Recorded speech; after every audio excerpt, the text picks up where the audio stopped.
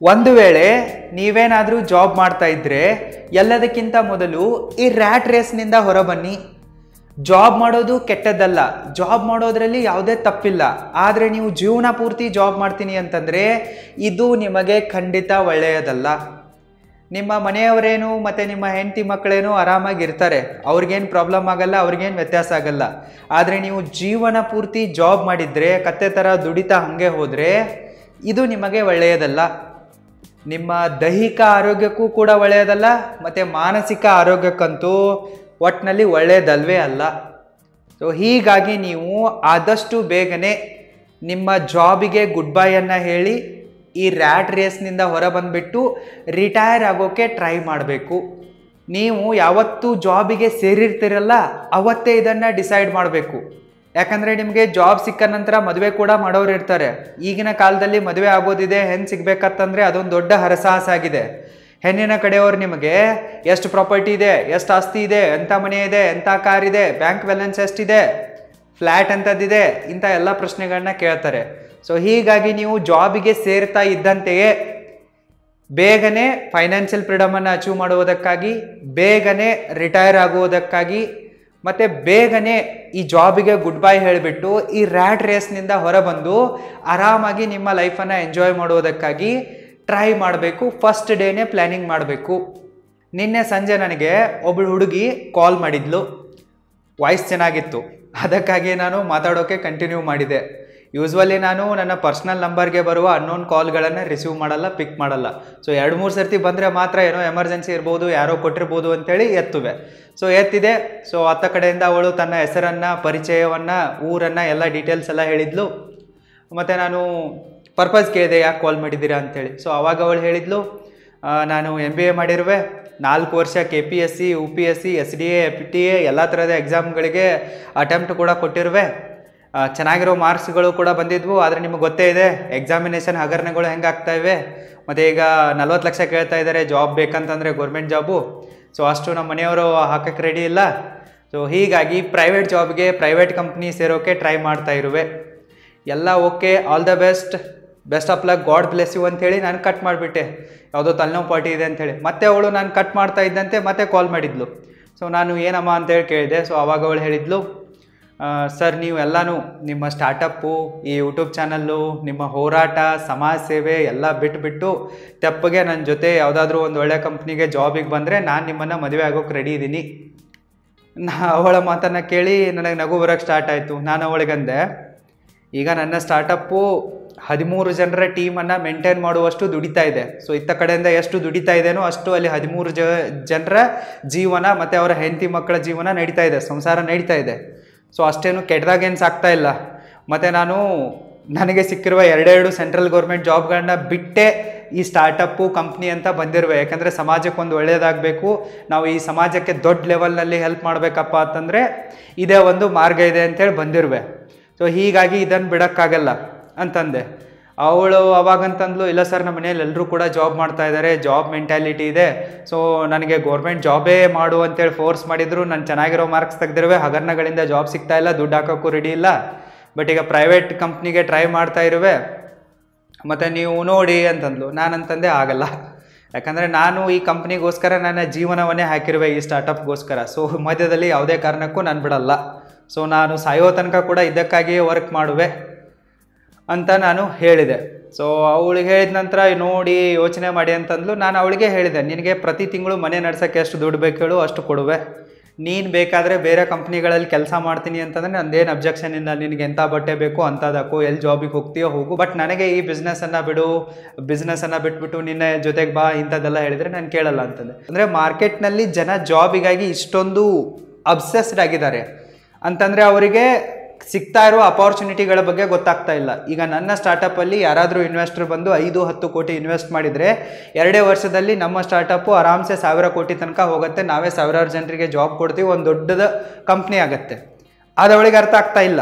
Maximum ಜನರ ಪರಿಸ್ಥಿತಿ ಇದೇ ಇದೆ. ಅಂತಂದರೆ ಅವರು ಮನೆಯಲ್ಲೇ ಆ ವಾತಾವರಣ ಇಲ್ಲ, ಬಿಸ್ನೆಸ್ ಎನ್ವೈರ್ಮೆಂಟ್ ಇಲ್ಲ ಆಲ್ಮೋಸ್ಟ್ ಆಲ್ ಮನೆಗಳಲ್ಲಿ. ಸೊ ನಮ್ಮ ಮನೆಯಲ್ಲೂ ಕೂಡ ನಾನು ಬಿಸ್ನೆಸ್ ಮಾಡ್ತೀನಿ ಅಂದಾಗ ಯಾರೂ ಸಪೋರ್ಟ್ ಮಾಡಿಲ್ಲ, ಇವತ್ತಿಗೂ ಕೂಡ ಮಾಡ್ತಾ ಇಲ್ಲ, ಮುಂದೆನೂ ಮಾಡೋದಿಲ್ಲ. ನೀವು ಕೂಡ ಈ ಪ್ರಾಬ್ಲಮ್ಗಳನ್ನು ಮುಂದೆ ಫೇಸ್ ಮಾಡ್ತೀರಾ. ಸೊ ಅದಕ್ಕಾಗಿ ನೀವು ಜಾಬ್ ಮಾಡ್ತಾ ಇದ್ರೂ ಕೂಡ ಪರವಾಗಿಲ್ಲ, ನಿಮಗೆ ಬೇಗನೆ ಮದುವೆ ಆಗಬೇಕು, ಎಲ್ಲ ಆಗಬೇಕಪ್ಪ ಅಂತಂದರೆ ನೀವು ಚೆನ್ನಾಗಿ ದುಡ್ಡು ಮಾಡಲೇಬೇಕು, ಮತ್ತು ಅಸೆಟ್ಗಳನ್ನ ಬಿಲ್ಡ್ ಮಾಡಬೇಕು. ಸೊ ನೀವು ಈ ರ್ಯಾಟ್ ರೇಸ್ನಿಂದ, ಈ ಸಮಾಜ ಏನಿದೆ ಅಲ್ಲ ರ್ಯಾಟ್ ರೇಸ್ನಲ್ಲಿ ಸಿಕ್ಕು ಒದಾಡ್ತಾ ಇದೆ. ಸೊ ಮದುವೆ ಆಗುವಾಗಲೂ ಕೂಡ ಬಿಸ್ನೆಸ್ ಮ್ಯಾನ್ಗಳಿಗೆ ಕೊಡಲ್ಲ, ಜಾಬ್ ಮಾಡೋರಿಗೆ ಕೊಡ್ತೀವಿ, ಅದರಲ್ಲೂ ಸರ್ಕಾರಿ ಜಾಬ್ ಮಾಡೋರಿಗೆ ಕೊಡ್ತೀವಿ ಅನ್ನೋದೊಂದು ಟ್ರೆಂಡ್ ಬಂದಿದೆ. ಮೈಂಡ್ಸೆಟ್ಟೇ ಹಂಗಿದೆ. ಸೊ ಆ ಮೂರ್ಖ ಹುಡುಗಿಗೆ ಈ ಕಂಪ್ನಿಯಲ್ಲಿ ಬಂದು ಕೆಲಸ ಮಾಡಿದರೆ ಇದೇ ಕಂಪ್ನಿ ಒಂದು 100 ಕೋಟಿ 1000 ಕೋಟಿ ಆಗತ್ತೆ, ಇದಕ್ಕೆ ದುಡಿಯೋಣ ಅನ್ನೋದಿಲ್ಲ ಅವಳ ತಲೆಯಲ್ಲಿ. ಬೇರೆ ಯಾವುದೋ ಒಂದು ಪ್ರೈವೇಟ್ ಕಂಪ್ನಿಯಲ್ಲಿ ಅವ್ರಿಗೊಂದು 40,000 ಕೊಡ್ತಾರೆ ಅನ್ನೋದು ಅವಳ ಒಂದು ಫೋಕಸ್ಸು. ಸೊ ಇಂಥವ್ರ ಜೊತೆಗೆ ಜೀವನ ಮಾಡೋಕ್ಕಾಗಲ್ಲ. ಅಂದರೆ ಅವರ ಥಿಂಕಿಂಗ್ ಏನಿದೆ ಅಲ್ಲ ಅಷ್ಟೇ ಇರುತ್ತೆ. ಅಂದರೆ ಒಂಥರ ಅವ್ರು ಅದನ್ನ ಬಿಟ್ಟು ಹೊರ ಬರಲ್ಲ. ಜಾಬ್ ಅನ್ನೋದೊಂದು ಕಂಫರ್ಟ್ ಝೋನ್ ಆಗಿದೆ, ಅಲ್ಲೇ ಇರ್ತಾರೆ. ಸೊ ನೀವು ಜಾಬ್ ಮಾಡಿದರೂ ಕೂಡ ಪರವಾಗಿಲ್ಲ, ಬಟ್ ನಿಮಗೆ ಗೊತ್ತಿರಬೇಕು ಇದು ಒಳ್ಳೆಯದಲ್ಲ, ಬೇಗನೆ ಈ ಜಾಬನ್ನು ಬಿಟ್ಟು ರಿಟೈರ್ ಆಗೋದಿದೆ ಮತ್ತು ರ್ಯಾಟ್ ರೇಸ್ನಿಂದ ಹೊರಬರೋದಿದೆ ಅನ್ನೋದು ನಿಮಗೆ ಗೊತ್ತಿರಬೇಕು. ಸೊ ನೀವೇನಾದರೂ ಈ ರ್ಯಾಟ್ ರೇಸ್ನಿಂದ ಹೊರಬರೋಕ್ಕೆ ಟ್ರೈ ಮಾಡ್ತಾ ಇದ್ದರೆ ಈ 5 ಅಸೆಟ್ಗಳನ್ನು ಬಿಲ್ಡ್ ಮಾಡಿ. Asset number 1, by dividend stocks. ಚೆನ್ನಾಗಿ ಡಿವಿಡೆಂಡನ್ನು ಕೊಡುವ ಒಂದು 20-30 ದೊಡ್ಡ ಕಂಪನಿಯ ಸ್ಟಾಕ್ಸ್ಗಳನ್ನು ಖರೀದಿ ಮಾಡಿಟ್ಕೊಳ್ಳಿ. ಈಗ ಬ್ಲೂ ಚಿಪ್ ಸ್ಟಾಕ್ಸ್ಗಳಂತೀವಲ್ಲ, ಸೊ ಅಂಥ ಬ್ಲೂ ಚಿಪ್ ಸ್ಟಾಕ್ಸ್ಗಳನ್ನ ಖರೀದಿ ಮಾಡಿಟ್ಕೊಳ್ಳಿ. ಅವುಗಳನ್ನು ಲೈಫ್ ಲಾಂಗ್ ಹೋಲ್ಡ್ ಮಾಡಿ. ಅವು ನಿಮಗೆ ಚೆನ್ನಾಗಿ ರಿಟರ್ನ್ಸನ್ನು ಕೊಡ್ತವೆ, ಡಿವಿಡೆಂಡನ್ನು ಕೊಡ್ತವೆ. ಮತ್ತು ನೀವು ಆ ಒಂದು ಸ್ಟಾಕ್ಸ್ಗಳ ಮೇಲೆ ಲೋನನ್ನು ಕೂಡ ತೆಗೆದುಕೊಳ್ಳಬಹುದು. ಮತ್ತು ಆ ಲೋನ್ ತೆಗೆದುಕೊಂಡು ನಿಮ್ಮ ಮನೆ ಕಟ್ಬೋದು, ಪರ್ಸ್ನಲ್ ಕೆಲಸಗಳನ್ನ ಮಾಡ್ಕೋಬೋದು. ಅಂದರೆ ಲೋನ್ ಮಾಡಿ ಮದುವೆ ಆಗ್ಬೋದು, ಹನಿಮೂನ್ಗೆ ಹೋಗ್ಬೋದು. ಸೊ ಇದು ಕೂಡ ಒಂದು ಬೆಸ್ಟ್ ಅಸೆಟ್ ಆಗಿದೆ. ಬ್ಲೂ ಚಿಪ್ ಕಂಪನಿಯ ಸ್ಟಾಕ್ಸ್ಗಳು, ಹೈ ಡಿವಿಡೆಂಡನ್ನು ಕೊಡುವ ಸ್ಟಾಕ್ಸ್ಗಳು ಏನಾಗಿವೆಯಪ್ಪ ಅಂತಂದರೆ ನಿಮಗೆ ಪ್ರತಿ ತಿಂಗಳು ಮಂತ್ಲಿ ಇನ್ಕಮ್ ಕೂಡ ಕೊಡ್ತವೆ.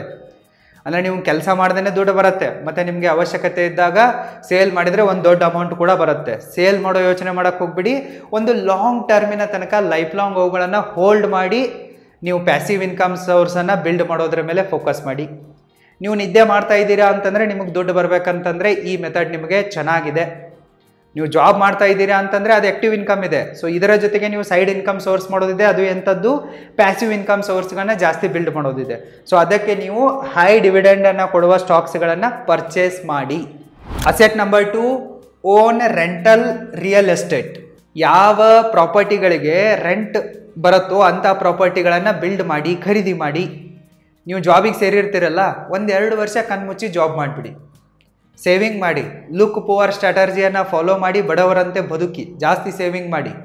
ಒಂದು ಅಮೌಂಟ್ ಸೇವ್ ಆಯ್ತಪ್ಪ ಅಂತಂದರೆ ನಿಮ್ಮ ಜಾಬಿನ ಮೇಲೆ, ಅಂದರೆ ಸ್ಯಾಲ್ರಿ ಸರ್ಟಿಫಿಕೇಟ್ ಮೇಲೆ ಲೋನನ್ನು ತೆಗಿಸಿ ಪ್ಲಾಟ್ಗಳನ್ನು ಖರೀದಿ ಮಾಡಿ, ಮನೆಯನ್ನು ಕಟ್ಟಿಸಿ.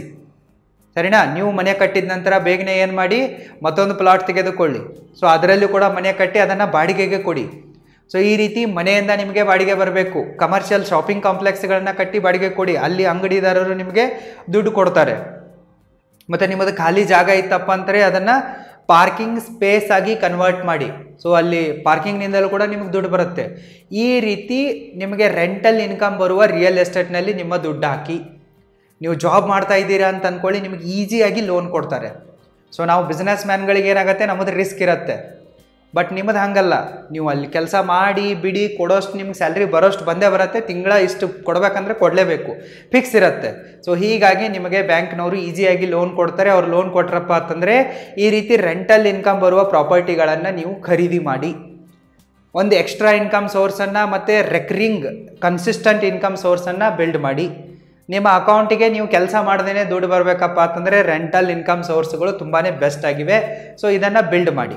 Asset number 3, by agricultural land. ನೀವು ಜಾಬ್ ಮಾಡ್ತಾ ಇದ್ದೀರಪ್ಪ ಅಂತಂದರೆ ಆ ಜಾಬ್ ಏನು ಪರ್ಮನೆಂಟ್ ಇರಲ್ಲ.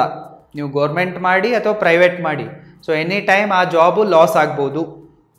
ನೀವು ಗೌರ್ಮೆಂಟಲ್ಲಿದ್ದರೆ ನಿಮ್ಮನ್ನು ಪರ್ಮನೆಂಟ್ಲಿ ರೆಸ್ಟ್ರಿಕೇಟ್ ಮಾಡ್ಬೋದು. ಯಾವುದಾದ್ರೂ ಹಗರಣದಲ್ಲಿ ನೀವು ಟೇಬಲ್ ತೆಳಗಿನಿಂದ ಅಲ್ಲಿ ತೊಗೊಳ್ಳೇಬೇಕಾಗತ್ತೆ, ಇಲ್ಲಾಂದರೆ ಬದುಕೋಕ್ಕಾಗಲ್ಲ. ಇನ್ನು ಪ್ರೈವೇಟ್ ಸೆಕ್ಟರ್ನಲ್ಲಿದ್ದರೆ ಅಂತಂದರೆ ನೀವೇನಾದರೂ ಸ್ವಲ್ಪ ಅಪ್ಪಿತಪ್ಪಿ ಮಾಡಿದರೂ ಕೂಡ ನಿಮ್ಮನ್ನು ತೆಗಿತಾರೆ. ಇಲ್ಲಪ್ಪ ಅಂತಂದರೆ ಆ ಕಂಪ್ನಿನೇ ಲಾಸಿಗೆ ಹೋಗಿ ಪರ್ಮನೆಂಟ್ ಕ್ಲೋಸ್ ಆಗ್ಬೋದು. ಸೊ ಎಲ್ಲರ ಥರ ನಮ್ಮ ಥರ 8 ವರ್ಷ ಎದೆ ಸಿಟಿಸ್ಬಿಟ್ಟು ಪ್ರೈಮ್ ಮಿನಿಸ್ಟರ್ ಜೊತೆಗೆ ಹೋರಾಡಿ ಸ್ಟಾರ್ಟಪ್ ನಡೆಸ್ತೀನಿ, ಕಂಪ್ನಿ ಕಟ್ತೀನಿ ಅಂತೇಳಿ ಇಷ್ಟು ಯಾರೂ ಮೊಂಡು ಧೈರ್ಯ ಹುಚ್ಚು ಧೈರ್ಯ ತೋರಿಸಲ್ಲ. 1-2 ವರ್ಷ ಸ್ಟ್ರಗಲ್ ಆಯ್ತಪ್ಪ ಅಂತಂದರೆ 3ನೇ ವರ್ಷಕ್ಕೆ ಕ್ಲೋಸ್ ಮಾಡಿ ಓಡೋಗ್ಬಿಡ್ತಾರೆ, ಮೈದಾನ ಬಿಟ್ಟು ಓಡೋಗ್ತಾರೆ. ಸೊ ಹೀಗೆ ಏನಾದರೂ ಆಗಿ ನಿಮ್ಮ ಜಾಬ್ ಹೋಗ್ಬೋದಲ್ಲಿ. ಸೊ ಅದಕ್ಕಾಗಿ ನಿಮಗೆ ಬೆಸ್ಟ್ ಆಪ್ಷನ್ ಏನಪ್ಪ ಅಂತಂದರೆ ಬೈ ಅಗ್ರಿಕಲ್ಚರಲ್ ಲ್ಯಾಂಡ್. ಕೃಷಿ ಭೂಮಿಯನ್ನು ಖರೀದಿ ಮಾಡಿ. ನೀವು ಒಂದು 20 ವರ್ಷ ಜಾಬ್ ಮಾಡಿದ್ದೀರಾ ಅಂತ ಅಂದ್ಕೊಳ್ಳಿ, ಮುಂದೆ ನೀವು ಬೇಗನೆ ರಿಟೈರ್ಡ್ ಆಗಿ ಮತ್ತು ಕೃಷಿಕರಾಗಿಬಿಡಿ. ನೋಡಿ, ನೀವು ಒಂದು ಕೃಷಿ ಜಮೀನನ್ನು ತೆಗೆದುಕೊಂಡಿದ್ದೀರಪ್ಪ ಅಂತಂದರೆ ಅಲ್ಲೊಂದು ಚೆನ್ನಾಗಿರೋ ಮನೆ ಕಟ್ಟಿ, ಒಂದು ಯಾವುದಾದ್ರೂ ಒಳ್ಳೆ ಜೀಪ್ ತೊಗೊಳ್ಳಿ, ಇಲ್ಲ ಕಾರ್ ತೆಗೆದುಕೊಳ್ಳಿ, ಮತ್ತು ಮಸ್ತಾಗಿ ಒಂದು ಟ್ರ್ಯಾಕ್ಟರ್ ತೆಗೆದುಕೊಳ್ಳಿ, ಅಲ್ಲಿ ಬೋರ್ವೆಲ್ ಹಾಕಿಸಿ, ನೀರಾವರಿ ಮಾಡಿ, ಮತ್ತು ಆರಾಮಾಗಿ ನಿಮಗೆ ಎಂಥ ಬೇಕಲ್ಲ ಅಂಥ ಬೆಳೆಗಳನ್ನು ಬೆಳೆಸಿ. ನಿಮಗೆ ನೋಡಿ ಒಳ್ಳೆ ಕ್ವಾಲಿಟಿಯ ಫುಡ್ ಸಿಗತ್ತೆ. ಸೊ ನಿಮ್ಮ ಆರೋಗ್ಯ ಚೆನ್ನಾಗಿರುತ್ತೆ. ಮೈ ಮುರಿದು ದುಡಿದ್ರೆ, ಬೆವರು ಸುರಿಸಿದ್ರೆ ಈ ಭೂಮಿ ತಾಯಿ ಯಾವತ್ತೂ ಕೂಡ ನಿಮ್ಮನ್ನು ಬೀದಿಗೆ ಬರಕ್ಕೆ ಬಿಡಲ್ಲ. ಯಾರು ಭೂಮಿ ತಾಯಿಯ ಮಡಿಲಲ್ಲಿ ಬೆವರು ಸುರಿಸ್ತಾರಲ್ಲ ಅವರಿಗೆ ಚಿನ್ನದ ಬೆಳೆ ಬಂದೇ ಬರುತ್ತೆ. ಸೊ ನೀವು ಅಲ್ಲಿ ನಿಮ್ಮ ಹೆಲ್ತ್ ಕೂಡ ಚೆನ್ನಾಗಿರುತ್ತೆ. ಮತ್ತು ನಿಮ್ಮ ಹೆಲ್ತ್ ಚೆನ್ನಾಗಿದೆಯಪ್ಪ ಅಂತಂದರೆ ನಿಮಗೆ ರೋಗ ರುಜಿನಗಳು, ಡಾಕ್ಟರ್ ಹತ್ರ ಹೋಗೋದು, ಆಪ್ರೇಷನ್ ಮಾಡಿಸಿಕೊಳ್ಳೋದು ಇಂಥ ಯಾವುದೇ ಕೆಟ್ಟ ಪರಿಸ್ಥಿತಿ ಬರಲ್ಲ. ಆರಾಮಾಗಿ ಬದುಕ್ಬೋದು. ನೀವು ಒಂದು 70-80 ವರ್ಷ ಆರಾಮ್ಸೆ ಬದುಕ್ಬೋದು. ಮತ್ತು ದುಡ್ಡು ಕೂಡ ಬರುತ್ತಲ್ಲ, ಕೆಟ್ಟೇನಿದೆ ಇದರಲ್ಲಿ, ತಪ್ಪೇನಿದೆ? ಸೊ ಈ ರೀತಿ ಯೋಚನೆ ಮಾಡಿ.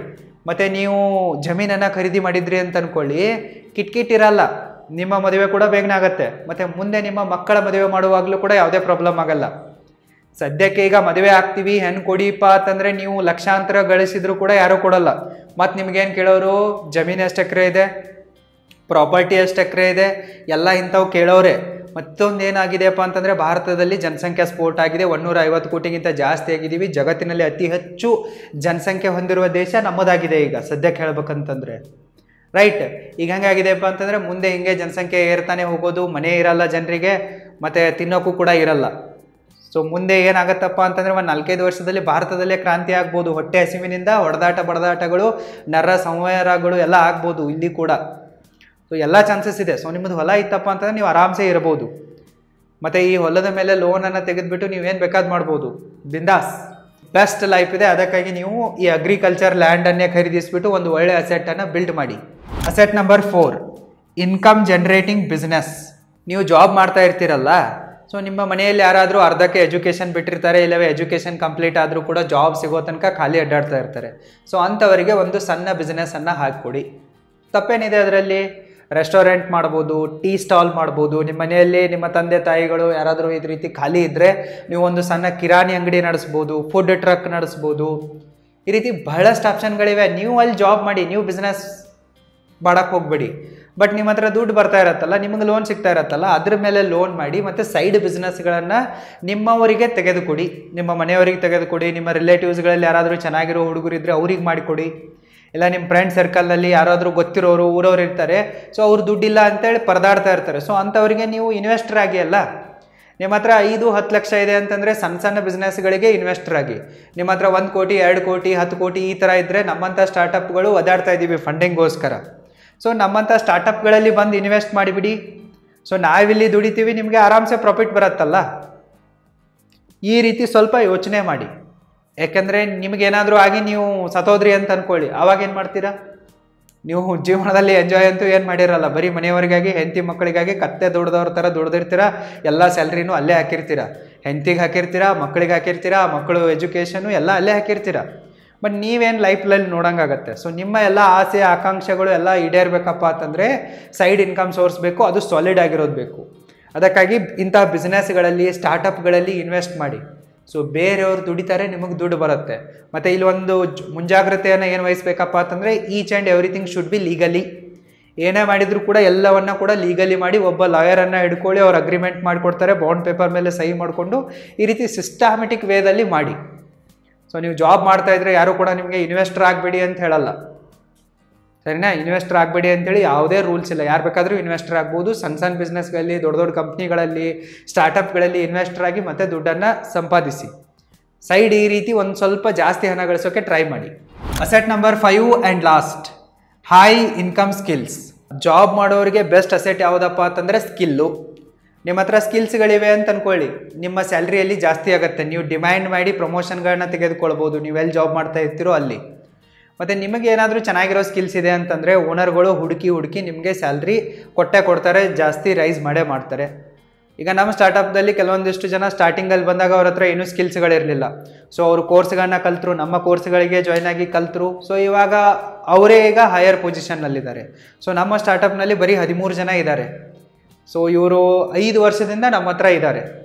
ಸೊ ಈಗ ಹೊಸದಾಗಿ ನಾವು 4 ಜನರನ್ನು ಈಗ ಕರ್ಕೊಂಡಿದ್ದೀವಿ. ಅಂದರೆ ಅವರಿಗೆ ಆಫರ್ ಲೆಟರ್ ಕೊಟ್ಟಿದ್ದೀವಿ, ಅವ್ರು ಇನ್ನೂ ಜಾಯ್ನ್ ಆಗಿಲ್ಲ. ಹಬ್ಬ ಎಲ್ಲ ನಡೀತಾ ಇದೆ ಅಲ್ಲ, ಹೋಳಿ ಹಬ್ಬ ಅದು ಇದು ಎಲ್ಲ ಮುಗಿಸ್ಕೊಂಡು 1 ವಾರದಲ್ಲಿ ಬರ್ತೀನಿ ಅಂತಂದಿದ್ದಾರೆ. ಸೊ ಅವ್ರಿಗೆ ಕಂಪೇರ್ ಮಾಡಿದರೆ ಇವರ ಸ್ಯಾಲ್ರಿ ಜಾಸ್ತಿ ಇದೆ. ಯಾಕಪ್ಪ ಅಂತಂದರೆ ಇವರಿಗೆ ಎಕ್ಸ್ಪೀರಿಯನ್ಸ್ ಆಗಿದೆ. ಬರೀ ಖಾಲಿ ಎಕ್ಸ್ಪೀರಿಯನ್ಸ್ ಇದೆ, ಸ್ಯಾಲ್ರಿ ಹೈಕ್ ಮಾಡಿ ಅಂತಂದರೆ ಯಾರೂ ರೈಸ್ ಮಾಡಲ್ಲ. ಬಟ್ ಎಕ್ಸ್ಪೀರಿಯನ್ಸ್ನ ಜೊತೆಗೆ ಸ್ಕಿಲ್ಗಳಿವೆ ಅಂತ ಅಂದ್ಕೊಳ್ಳಿ, ಆವಾಗ ಸ್ಯಾಲ್ರಿ ಜಾಸ್ತಿ ಮಾಡೇ ಮಾಡ್ತಾರೆ. ಸೊ ನಿಮಗೇನಾದರೂ professional video editing, smartphone film making, YouTube channel creation ಮತ್ತು management, smartphone video editing, vlogging ಇವುಗಳ ಬಗ್ಗೆ ಕಲಿಯೋ ಆಸೆ ಇದ್ದರೆ ನೀವು www.roaringfilmschool.comಗೆ ವಿಸಿಟ್ ಮಾಡಿ ಮತ್ತು ಕಲೀರಿ. ಲಿಂಕ್ ಈ ವಿಡಿಯೋದ ಡಿಸ್ಕ್ರಿಪ್ಷನ್ ಬಾಕ್ಸಲ್ಲೂ ಕೂಡ ಇದೆ, ಚೆಕ್ ಮಾಡಿ. ಏನಾದರೂ ಡೌಟ್ ಇದ್ದರೆ ನನಗೆ ಕಾಲ್ ಮಾಡಿ. ಈ ರೀತಿ ಯಾವ ಸ್ಕಿಲ್ಗಳನ್ನು ಕಲಿಯುವ ಆಸೆ ನಿಮಗಿದೇನೋ, ಯಾವ ಸ್ಕಿಲ್ಗಳು ಮೋಸ್ಟ್ ನೀಡೆಡ್ ಆಗಿವೆನೋ, ಹೈಲಿ ಡಿಮ್ಯಾಂಡೇಬಲ್ ಆಗಿವೆ, ಅವುಗಳನ್ನು ಕಲೀರಿ. ಮತ್ತು ನಿಮಗೆ ಯಾವುದಾದ್ರೂ ಸ್ಕಿಲ್ಗಳನ್ನ ಕಲಿಯೋ ಆಸೆ ಇದ್ದರೆ ಕಮೆಂಟ್ ಮಾಡಿ, ಅವುಗಳ ಮೇಲೆ ನಾನು ವಿಡಿಯೋ ಮಾಡೋಕ್ಕೂ ಕೂಡ ಟ್ರೈ ಮಾಡುವೆ. ಒಟ್ಟಿನಲ್ಲಿ ಏನು ಮಾಡ್ತಿರೋ ಏನು ಬಿಡ್ತಿರೋ ಗೊತ್ತಿಲ್ಲ.